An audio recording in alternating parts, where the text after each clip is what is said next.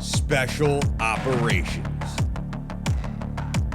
Covert Ops, Espionage, The Team House, with your hosts, Jack Murphy and David Park.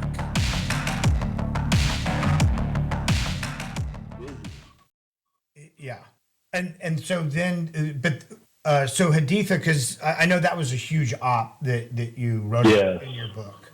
Can you? Yeah, that's the biggest chapter in the books about Haditha. Yeah, can you tell us a little bit about that? Sure, we got the mission to go up north with 375 to camp out with the Rangers for a few days, and there were some other missions going on simultaneously that we got bumped off of. But it is what it is, and so we went up to H1 where 375 did an airborne combat assault. There was an airfield up there, and that's west of Haditha Dam, which is one of the largest dam structures in the world. I think it's 3 to 5 miles wide and about 300 feet tall. I mean, it's a very big structure. It's hydroelectric, so they provide electricity, everything down, the Euphrates and the Tigris all the way to Baghdad. And it was the most key piece of terrain in Iraq. So the mission was take, hold the dam, clear the dam, and then I think it was an armor force was supposed to come relieve us in place that next day. And so we got up there and did some short planning with 375, and they went over, they jumped in, secured the airfield. We came in on C-17, offloaded, and the Rangers drove. They went over by land, and then we linked up with them when they got there, and it was quite a sight. That's all I can say. When I had pulled up the radios, and I could hear the FSNCO, First Support Sergeant for 375 on the dam. They were in a west blocking position. I think there were 5 or 6 Rangers there. And every time he keyed the mic, I could hear the gunfire, automatic gunfire, machine gun fire. Every time just get more intense. And I noticed that particular FSNCO was, we were close and good friends and known each other for a long time. Well, his voice started going up in octaves, and you just know with working with the guys all the time, same time, that, okay, shit's going down and we've got to get there. It was about a 17-minute flight from the airfield to the dam. And I was so angry at the radios. I couldn't talk to anybody, and I could hear them. And finally, I looked at the guy I was flying with, and I said, I just had all I could take. And I said, a man standing on the moon in 1968 can talk to Houston, Texas, and I can't talk to my fire supporter, 10 miles away. And I finally got on the satellite radio, and I pushed all traffic aside. I said, this is an emergency. And I could hear Mo, asking where the AHs. They were about to get overrun by a very large force. It's about a company-sized element. And, finally I got in touch with him. We were about 3 minutes out, and I said, hey, we're less than 3 minutes, and he's like, I'm afraid this is going to be over in 3 minutes.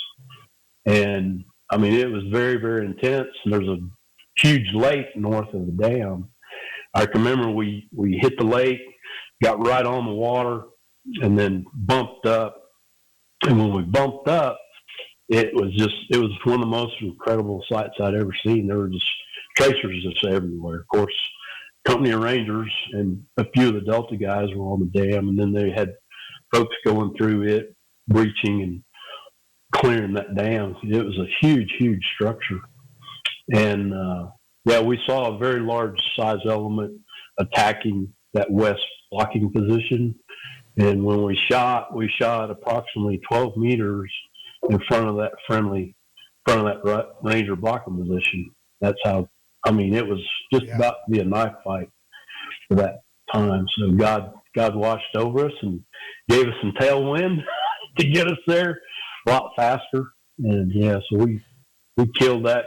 I don't know, there's probably 70, 80 enemy troops coming up to that blocking position. Then immediately got a call for fire from the east blocking position, another Ranger.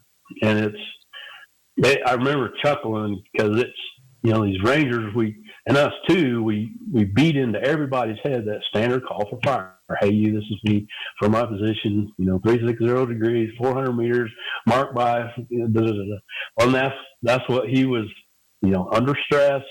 Same thing, a very large force was attacking their side and flanking. Standard call for fire, and I was like, okay, I'm just going to let him spit it out. I said, I saw him. We saw him. And I'm like, hey, brother, I have your position. Just mark the target. And he's like, oh, yeah, okay. So here come lasers. And, we went over there and serviced those knuckleheads trying to kill our Rangers on the east side. And then it was constant for the next, those suns started coming up. I think we shot 9-10 loads there at the dam that night. It was, you'd go bingo or Winchester, and then you'd have to go back and reload, and then. Yes, sir. We had the Rangers put in a small park, not too far from the dam. It was just a couple minute turnaround. There were 4 loads there, and we burned it up. I mean, quick. And I can remember getting on SAT, calling back to the talk to see if we could get another aircraft. Because we have to manage that ammo, and we have to forecast and, kind of figure out what we're going through at the time, what we're going to need for the next few hours or several hours. And I was going to see if somebody could bring us some more ammo, because we went through that 4-load fart pretty quick. We had gas there and some Z bags. So we land, pilots jump out, and, we load up the rockets and the guns and then go get back in the fight. And then the other loads, we had to fly all the way back to H1. So they had a FARP set up there for us. And I swear, man, those guys look like a Indy or NASCAR pit crew, man. As soon as you land, it's going. We're in now there in under 3 minutes, probably full load, full gas, and back to the fight. I just want to point out to the viewers out there, I really encourage them to read Greg's book about all of this from the 160th perspective, and just go and do some research on Haditha Dam and that operation in general to understand it. That was a very significant battle that took place there, and I missed it because I was actually in the Ranger indoctrination program during the invasion. So I was a little bit behind. I wasn't there. But when I did get there, I got to hear all the stories firsthand from the Rangers who were there on the ground. And like one guy I know who was a medic leapfrogging forward with his platoon sergeant as the Rangers, the squads were bounding forward. And they were right behind him. And so this guy is a Ranger medic with a platoon sergeant looping det cord around the barrels of the anti-aircraft guns. And then popping the time fuse, bounding to the next position as it blows up behind them. It's felt like doing some commando shit out there, and they were. Yeah, it was crazy.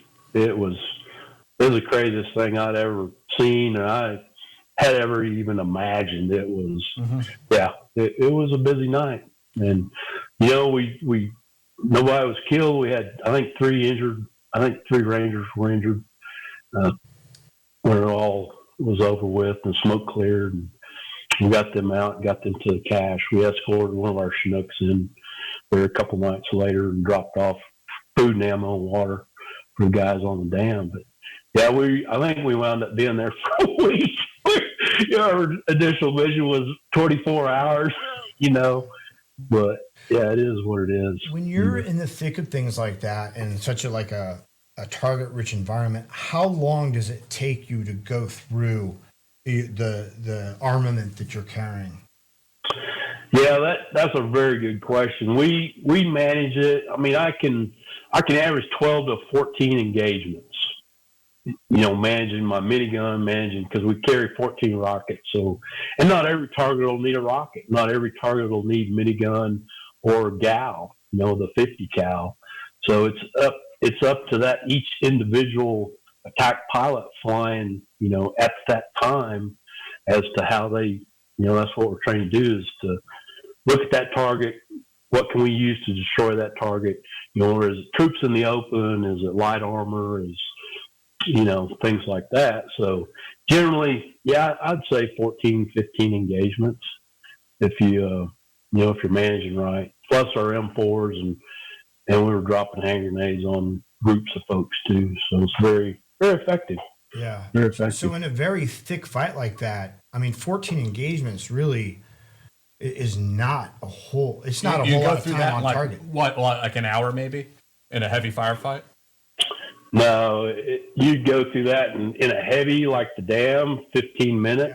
Yeah. That's amazing. 10 minutes. I mean, you're turning and, you go from one side to the other side. And the thing that struck me were the amount of wires there, because I guess somebody forgot to tell us about all the electrical wires that it looked like a spider web. So, we had to make sure we were up higher than, we kind of planned on being. And then they would start to get watered. Well, in that river bottom, that river will wash and it'll make like, I guess, little sand dunes. Well, those guys would sneak in there with the mortar crew and, start lobbing mortars at the Rangers. Well, so I got to looking down river and I could see the flash coming out of the tube. Wow. So I'd say, hey, we all carried little commander's pointers, little lasers, because it's really fast. We carry more vests. Whoever's flying, the other guy's like, there's a flash.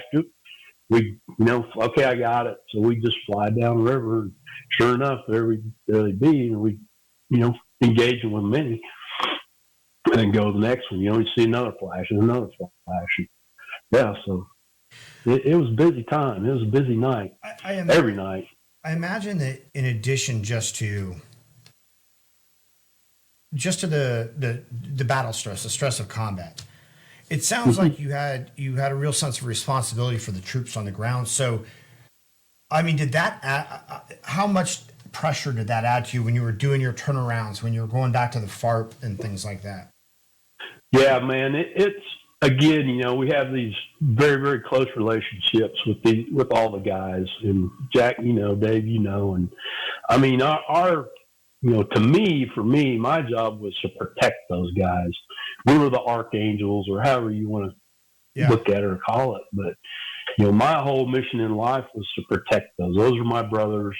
Those were my buddies. And one time we were hitting a bunch of targets in Fallujah, and the Delta commander asked me if we would please not kill all the guys at the target so the guys would have somebody to shoot at when they got there. And I was like, sir, my job is to protect my brothers. So that's what we're doing. But yeah, that was me personally. Is I was very driven to support them and protect them. Yeah. Every time. Yeah. Yeah. The battle is in the book is phenomenal.